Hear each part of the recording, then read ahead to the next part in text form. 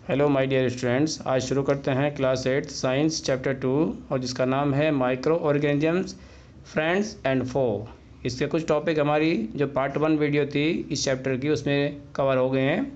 तो आइए अब शुरू करते हैं next topic, harmful micro organisms. Micro organisms are harmful in many ways, यानी माइक्रो ऑर्गेनिज्म जो होते हैं बहुत तरीक़ों से हमारे लिए हार्मफुल होते हैं, नुकसानदायक होते हैं। Some of the organisms cause disease in human beings, plants and animals. कुछ ऑर्गेनिजम्स ऐसे भी होते हैं जो ह्यूमन बींग्स में, प्लांट्स में और एनिमल्स में बीमारी का कारण बनते हैं। सच डिजीज़ कोजिंग माइक्रो ऑर्गेनिजम्स, इस तरह के जो डिजीज़ कोजिंग माइक्रो ऑर्गेनिजम्स होते हैं उन्हें क्या कहते हैं? वो कहलाते हैं पैथोजेंस। उन्हें क्या कहते हैं? जो प्लांट्स में, एनिमल्स में और ह्यूमन बींग्स में डिजीज़ के कोज बनते हैं उन्हें क्या कहते हैं? पैथोजेंस कहते हैं। Some micro organisms spoil food, कुछ ऑर्गेनिजम्स ऐसे भी होते हैं जो फूड को स्पॉइल कर देते हैं, या क्लॉथिंग या फिर लेदर जो होता है उसको भी वो स्पॉइल कर देते हैं। Late us study more about their harmful activities. तो थोड़ा सा वो किस तरीके से हमें हार्म करते हैं, किस तरीके से नुकसान पहुंचाते हैं, उसके बारे में और जान लेते हैं थोड़ा। Disease causing micro organisms in humans, तो ह्यूमन्स में जो डिजीज़ के कोज बनते हैं वो किस किस तरीके से बनते हैं? Pathogens enter our body through the air we breathe, यानी जो पैथोजेंस होते हैं जो हमारी बॉडी में एंटर करते हैं या तो एयर से करते हैं जिससे हम सांस लेते हैं, द वाटर वी ड्रिंक या पानी जो पीते हैं उससे भी हमारी बॉडी के अंदर एंटर करते हैं, और द फूड वी ईट या जो खाना हम खाते हैं उससे भी वो हमारी बॉडी के अंदर एंटर कर जाते हैं। They can also get transmitted by direct contact with an infected person to carried through an animal, या ऐसे भी हो सकता है कि हमारी बॉडी के अंदर ट्रांसमिट हो डायरेक्ट कॉन्टैक्ट से विद एन इन्फेक्टेड पर्सन, यदि हम किसी इन्फेक्टेड पर्सन के डायरेक्ट कॉन्टैक्ट में आते हैं वहाँ से, या फिर कैरीड थ्रू एन एनिमल, या हो सकता है किसी एनिमल के द्वारा वो कैरीड आउट किए जाए कहाँ तक? हमारी बॉडी के अंदर। Microbial disease that can spread from an infected person to a healthy person through air, water, food और physical contact are called communicable disease. यानी माइक्रोबियल डिजीज़ यानी ऐसी डिजीज़ जो माइक्रोब से होती है, दैट कैन बी स्प्रेड, जो फैल सकती है, from an infected person to a healthy person, एक इन्फेक्टेड पर्सन से हेल्दी पर्सन में। वो एयर के थ्रू भी हो सकती है, वाटर से भी हो सकती है, फूड से या फिर फिजिकल कॉन्टैक्ट से भी हो सकती है। तो इस तरह की डिजीज़ को हम क्या कहते हैं? Communicable disease. Example of such disease include cholera, common called, chicken pox and tuberculosis. ये कुछ इस तरह की डिजीज़ हैं जो क्या है? कम्युनिकेबल है, जो एक दूसरे के साथ में कांटेक्ट में आने से, फिजिकल कांटेक्ट से या एयर से, वाटर से या फूड से ये हमको हो सकती है। When a person suffering from common cold sneeze, fine droplets of moisture carrying thousands of viruses are spread in the air। जब एक पर्सन जो होता है सफ़र कर रहा होता है कॉमन कोल्ड से, तो वो क्या करता है? स्नीज, वो छींकता है। फाइन ड्रॉपलेट जो होते हैं मॉइस्चर के, कैरिंग थाउजेंड्स ऑफ वायरसेस, जिनके अंदर क्या होता है? हज़ारों की संख्या में वायरस होता है जो एयर में, हवा में फैल जाते हैं। द वायरस में enter the body of a healthy person while breathing, और यही वायरस जब कोई हेल्दी पर्सन एयर में सांस ले रहा होता है तो वो उसके अंदर एंटर कर जाते हैं।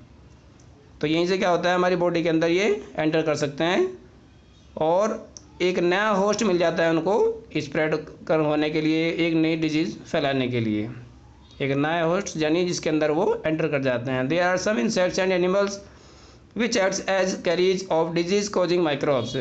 कुछ इंसेक्ट्स भी होते हैं और एनिमल्स भी होते हैं जो क्या करते हैं? डिजीज़ कोजिंग माइक्रोब्स को कैरी करने का काम करते हैं, यानी एक प्लेस से दूसरे प्लेस तक ले जाने का काम करते हैं, या फिर अनहेल्दी पर्सन से हेल्दी पर्सन तक ले जाने का काम करते हैं।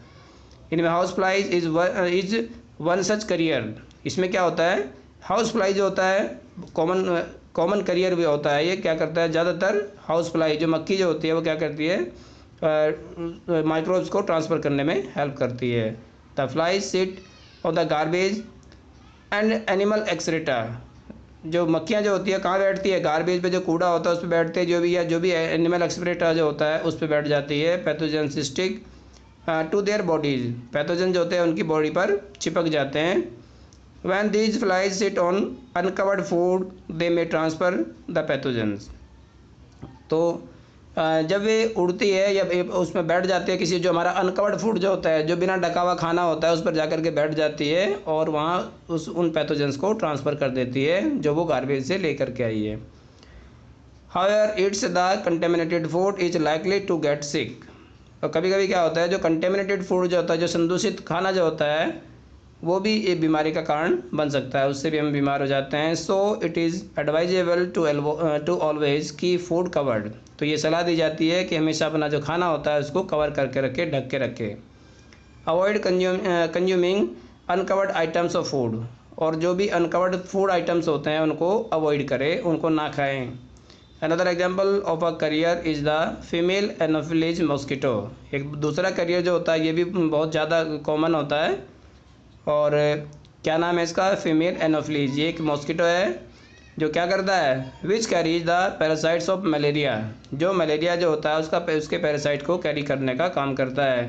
Female Aedes mosquito acts as carrier of dengue virus. जो डेंगू जो वायरस होता है उसको कैरी कौन करता है, एडीज मॉस्किटो। और मलेरिया का जो पैरासाइट होता है उसको कौन कैरी करता है, मॉस्किटो होता है। कौन सा, फीमेल एनोफिलीज। ये एक नंबर में क्वेश्चन आ जाते हैं इस तरह के, तो ये ध्यान रखने की चीज़ है। How can we control the spread of malaria और डेंगू। तो मलेरिया और डेंगू को कम किस तरीके से स्प्रेड होने से रोक सकते हैं, कैसे कंट्रोल कर सकते हैं। तो ये मॉस्किटो है, फीमेल एनोफिलीज मॉस्किटो। इसको आप देख सकते हैं, जो क्या करता है, मलेरिया कोजिंग जो पैरासाइट होता है उसको कैरी करने का काम करता है। All mosquitoes breed in water. आपको पता है कि आपको ये अक्सर कहा जाता है कि अपने आसपास में पानी इकट्ठा ना होने दे। तो इसका एक कारण क्या होता है कि जितने भी मॉस्किटोज होते हैं वो ब्रीडिंग करते हैं, यानी अंडे देते हैं। कहाँ पे, जो स्टेगनेंट वाटर जो होता है, जो रुका हुआ पानी होता है उसमें देते हैं। Hence one should not let water collect anywhere.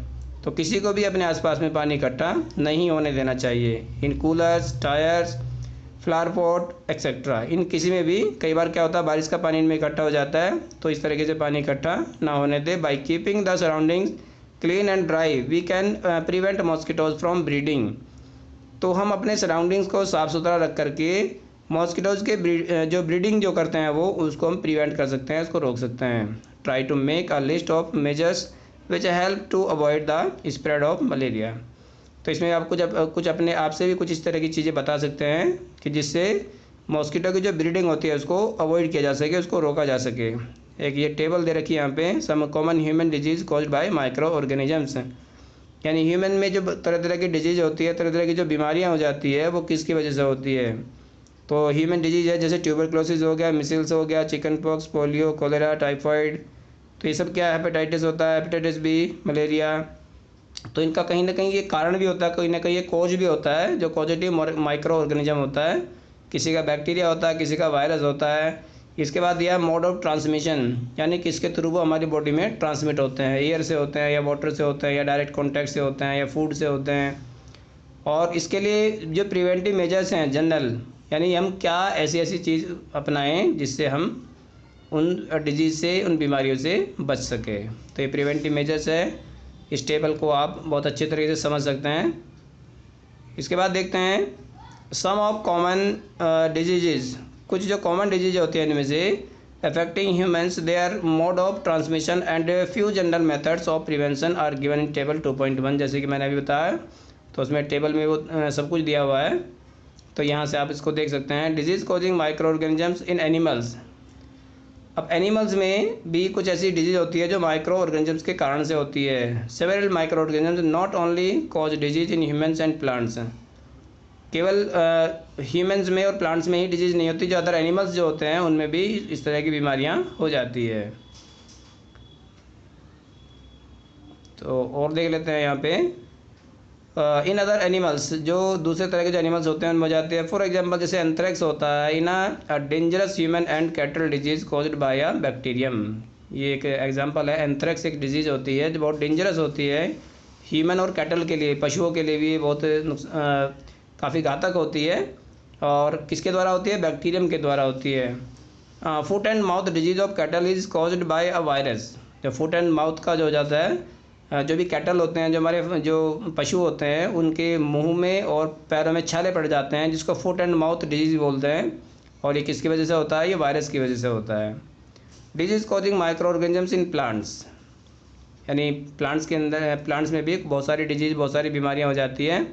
Several micro organisms cause disease in plants like wheat, rice, potato, sugar cane, orange, apple and others. इन सब में भी क्या हो सकती है, किसी न किसी माइक्रो ऑर्गेनिज्म के द्वारा उनमें डिजीज़ हो सकती है। These disease reduce the yield of crops, और इन डिजीज़ की वजह से जो फसलों का जो उत्पादन होता है वो कम हो जाता है। See table 2.2 for some such plants disease, इनमें कुछ आप प्लांट डिजीज़ देख सकते हैं, टेबल में आपको दिखाऊंगा अभी। They can be controlled by the, और उनको कंट्रोल भी किया जा सकता है। देखिए यहाँ पे ये डिजीज़, ये एक टेबल दे रखी है इसमें, जिसमें तरह तरह की डिजीज़ होती है, प्लांट डिजीज़ और उनके माइक्रो ऑर्गेनिजम्स। जैसे सिट्रस कैंकर होता है, ये बैक्टीरियल डिजीज़ है और ये एयर से फैलती है। ये किस में होती है, जो सिट्रस फ्रूट्स जो होते हैं, जितने भी सिट्रस फ्रूट्स होते हैं, जैसे नींबू हो गया, लेमन वगैरह जो होता है, एक रस्टोबीट होता है, ये फंगाई से होता है, एयर और सीड से ये फैलता है। येलो वेन मोजेक होता है, भिंडी ओकरा भी बोलते हैं इसको, ये भी वायरस से होता है, ये इंसेक्ट्स के द्वारा फैलता है। Use of certain chemicals which kill the micro organisms, यानी इसकी जगह हम क्या कर सकते हैं, कुछ केमिकल्स का यूज भी कर सकते हैं जो क्या कर देगा, इन माइक्रो ऑर्गेनिजम्स को, माइक्रोब्स को किल कर देता है, मार देता है। इसके बाद देखते हैं फूड पॉइजनिंग, जो हमारा नेक्स्ट टॉपिक है, food poisoning. Boojho was invited by his friends to a party and he ate a variety of food stuffs. Boojho को इनवाइट किया उसके दोस्तों ने एक पार्टी के लिए, और वहाँ उसने क्या किया, बहुत सारी वैरायटी जो थी, बहुत सारी अलग अलग जो फूड स्टफ्स थे उसने वहाँ पे खाए। On reaching home he started vomiting, और जैसे वो घर पहुँची तो उसने वॉमिटिंग करना शुरू कर दिया। He had to be taken to a hospital, तो उसको एक हॉस्पिटल ले जाया गया। The doctor said that this condition could be due to food poisoning, और डॉक्टर ने क्या बताया, डॉक्टर के पास जब गए तो उसने बताया कि ये क्या है, फूड पॉइजनिंग है। ये फूड पॉइजनिंग की वजह से, यानी इस तरह का फूड था वो कि जो उसको उसने खाया तो उससे उसको फूड पॉइजनिंग हो गई। Food poisoning could be due to the consumption of food spoiled by some micro organisms. कभी कभी इस तरह का फूड हो जाता है जो माइक्रो ऑर्गेनिजम्स के द्वारा स्पॉइल कर दिया जाता है, और उसको अगर हम खा ले, उसको हम कंज्यूम कर ले, तो हमें इस तरह की फूड पॉइजनिंग हो सकती है। Micro organisms that grow in our food sometimes produce toxic substances.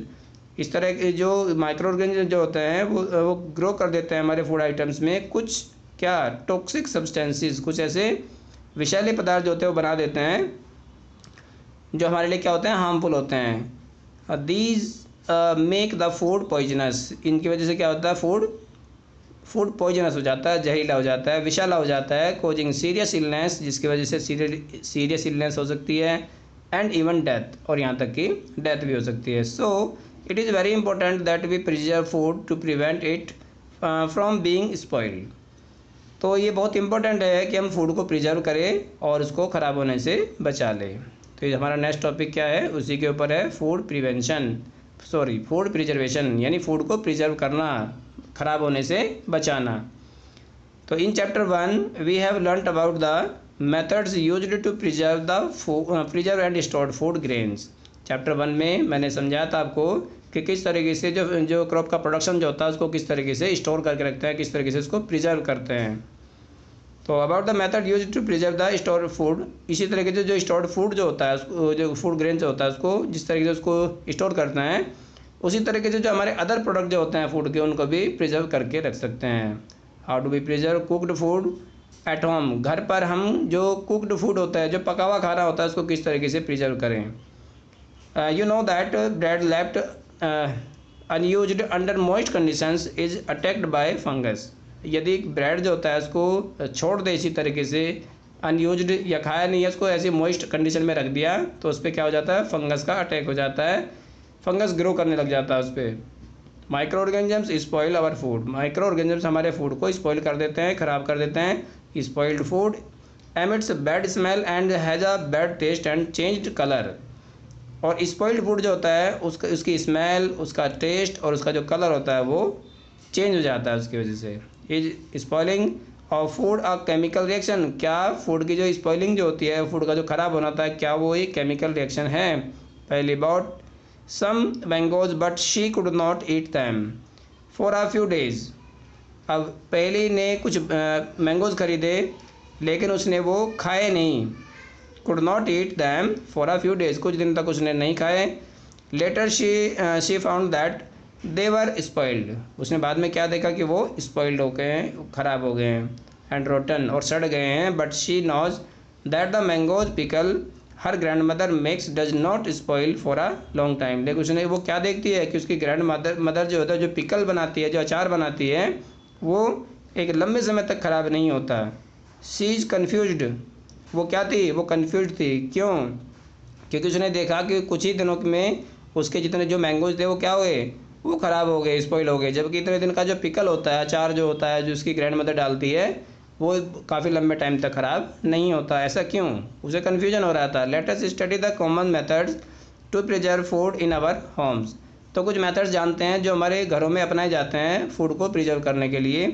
We have to prevent it from the attack of micro organisms. तो हमें क्या करना होता है, जो माइक्रो ऑर्गेनिजम्स का जो अटैक होता है उसके ऊपर, उसको हमें प्रिवेंट करना होता है, उसे रोकना होता है। Chemical method, salts and edible oil are the common chemicals generally used to check the growth of micro organisms.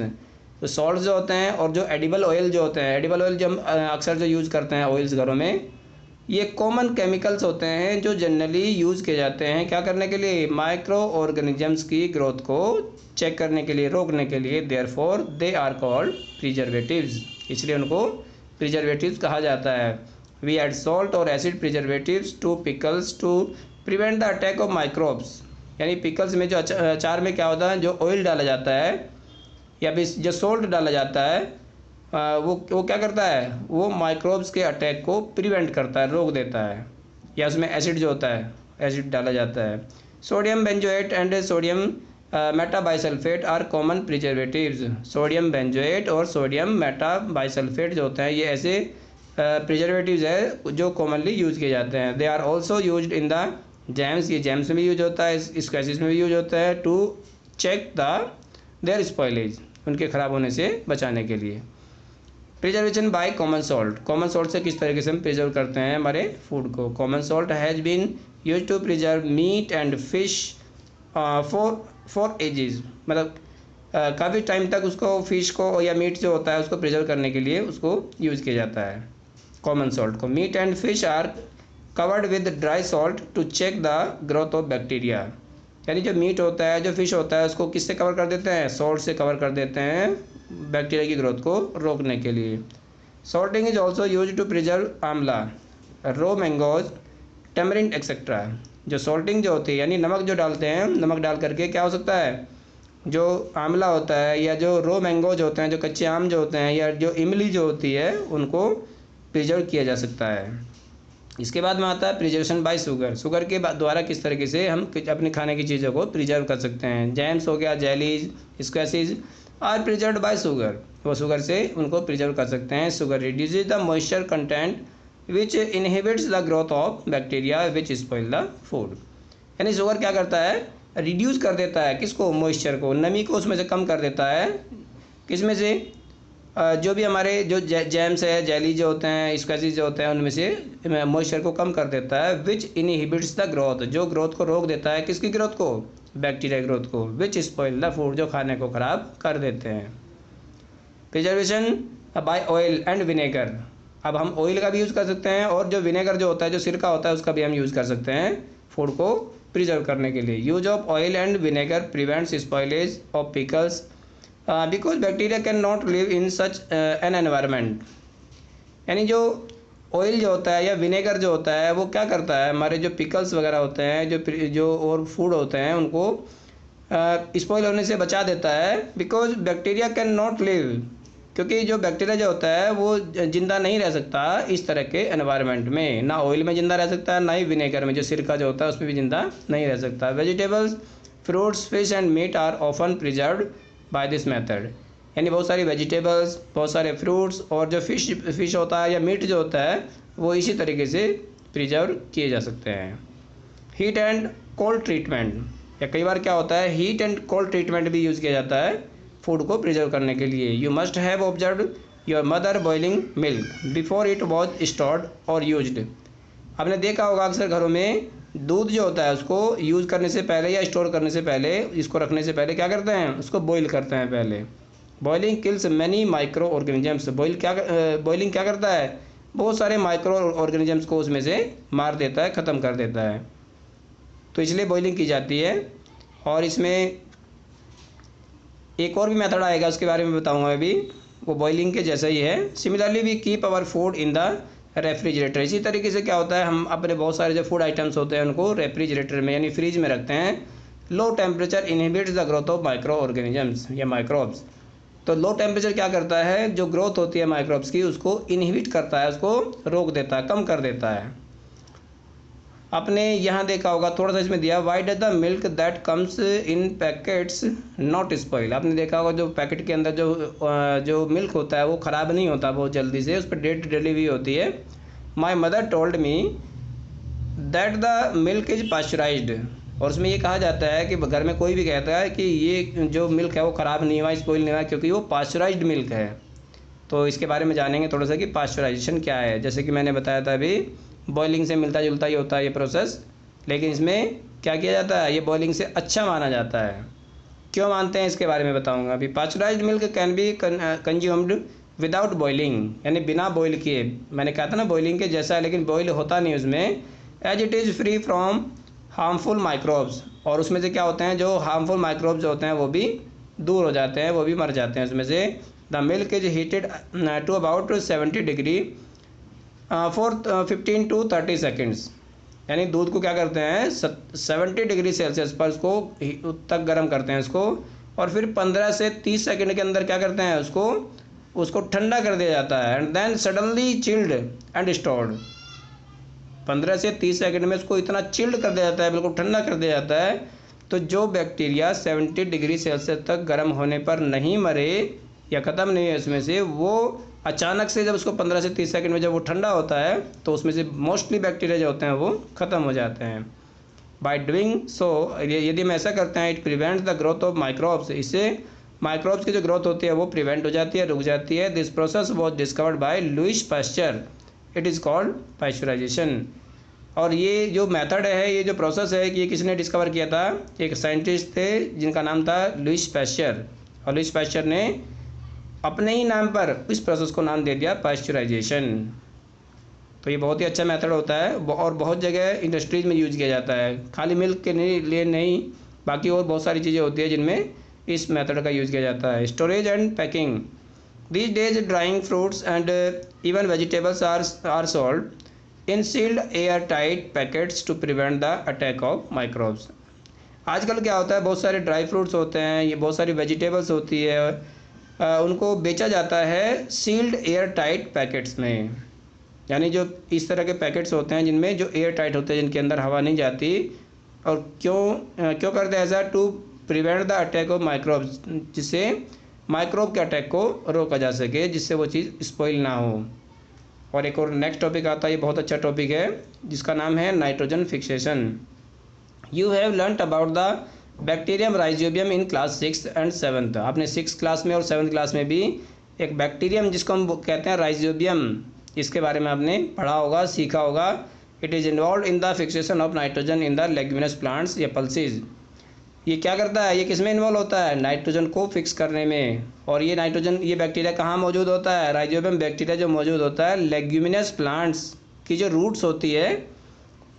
Leguminous plants कैसे होते हैं, जो पल्सीज वगैरह होते हैं, जिनके डाइकोट सीड्स होते हैं, उनमें ये रूट्स के अंदर जो नोड वो बनी रहती है, छोटी छोटी नोड्स होती है, जिनके अंदर ये बैक्टीरिया रहता है, और एयर की फ्री नाइट्रोजन को फिक्स कर देता है सॉइल के अंदर, जिससे प्लांट्स उसको इजीली एब्जॉर्ब कर लेते हैं सॉइल से।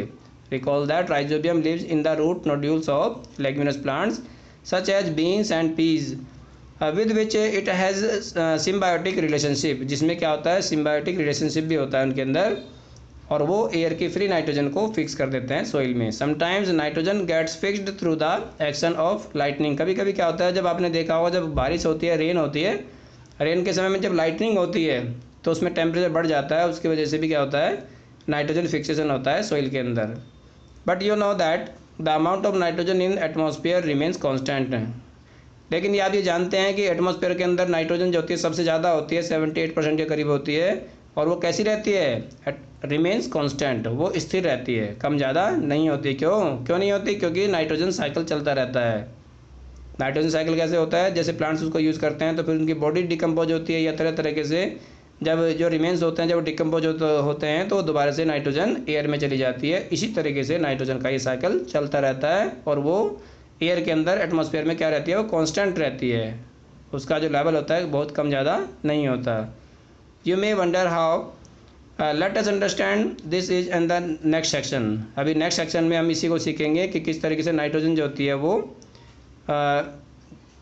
नाइट्रोजन के साइकिल के बारे में, यानी नाइट्रोजन किस तरीके से एक साइकिल करती है और किस तरीके से वो दोबारा से एयर में आ जाती है। तो नाइट्रोजन साइकिल क्या है, our atmosphere has 78% nitrogen gas. Nitrogen is one of the essential constituents of all living organisms as parts of proteins, chlorophyll, nucleic acids and vitamins. यानी बहुत सारी ऐसी चीज़ें होती है, बहुत सारे ऐसे न्यूट्रिएंट्स होते हैं, बहुत सारी ऐसी चीज़ें होती है जिनमें नाइट्रोजन मौजूद रहता है। जैसे प्रोटीन्स हैं, जितने भी प्रोटीन्स होते हैं सभी में कार्बन, हाइड्रोजन, ऑक्सीजन के अलावा नाइट्रोजन भी होता है। क्लोरोफिल में भी नाइट्रोजन होता है, न्यूक्लिक एसिड जो होता है उसमें नाइट्रोजन होती है, विटामिन में भी नाइट्रोजन होता है।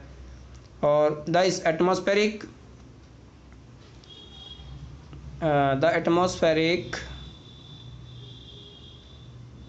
Nitrogen can be taken nitrogen can not be taken directly by plants and animals. यानी एयर की जो नाइट्रोजन होती है वो प्लांट्स डायरेक्टली उसको यूज नहीं ले सकते, ना ही एनिमल ले सकते हैं। Certain bacteria and blue green algae present in the soil fix nitrogen from the atmosphere and convert into compounds of nitrogen. कुछ बैक्टीरिया ऐसे होते हैं जो क्या करते हैं, जो और ब्लू ग्रीन एल्गी भी होते हैं ऐसे जो कहाँ प्रेजेंट रहते हैं, सॉइल में प्रेजेंट रहते हैं, जो नाइट्रोजन को फिक्स कर देते हैं एटमॉस्फेयर से और किस में कन्वर्ट कर देते हैं, कंपाउंड्स ऑफ नाइट्रोजन, नाइट्रोजन के कंपाउंड बना देते हैं, जिससे क्या होता है प्लांट्स उसको वहाँ से एब्जॉर्व कर लेते हैं। Once nitrogen is converted into these usable compounds, जब ये यूजेबल कंपाउंड में कन्वर्ट हो जाती है, it can be utilised by plants, उसके द्वारा प्लांट्स उसको यूटिलाइज कर लेते हैं फ्रॉम द सॉइल से थ्रू देयर रूट सिस्टम, अपने रूट सिस्टम के द्वारा। Nitrogen is then used for the synthesis of plant proteins and other compounds. इसके बाद नाइट्रोजन को यूज़ कर लिया जाता है प्लांट्स के द्वारा प्रोटीन बनाने में और अदर जो दूसरे कंपाउंड जो होते हैं उनको बनाने में। Animals feeding on plants get these proteins and other nitrogen compounds. Animal क्या करते हैं, फीडिंग करते हैं प्लांट्स की, क्योंकि एनिमल प्लांट खाते हैं तो ये नाइट्रोजन कहाँ चली जाती है, उनके अंदर चली जाती है, और जो अदर नाइट्रोजन कंपाउंड जो होते हैं उनको भी वो यूज़ करते हैं। When plants and animals die, bacteria and fungi present in the soil convert the nitrogenous waste into nitrogenous compound to be used by plants again। और जब प्लांट्स जो होते हैं या एनिमल जो होता है जब वो मर जाते हैं तो उनकी जो बॉडी होती है, बैक्टीरिया क्या करते हैं उसको, या फंगाई जो होते हैं वो उसको डिकम्पोज कर देते हैं, जिससे नाइट्रोजनस वेस्ट जो होते हैं दोबारा से कहाँ चले जाते हैं, दोबारा से सॉइल के अंदर चले जाते हैं, वहाँ से प्लांट्स उसको यूज़ कर लेते हैं। Certain bacteria convert some part of them nitrogen gas which goes back into the atmosphere. और कुछ बैक्टीरिया ऐसे भी होते हैं जो उसको दोबारा से फ्री नाइट्रोजन में कन्वर्ट कर देते हैं, जिससे वो दोबारा से एटमॉस्फेयर में चली जाती है। As a result the percentage of nitrogen in the atmosphere remains more और लेस कॉन्स्टेंट।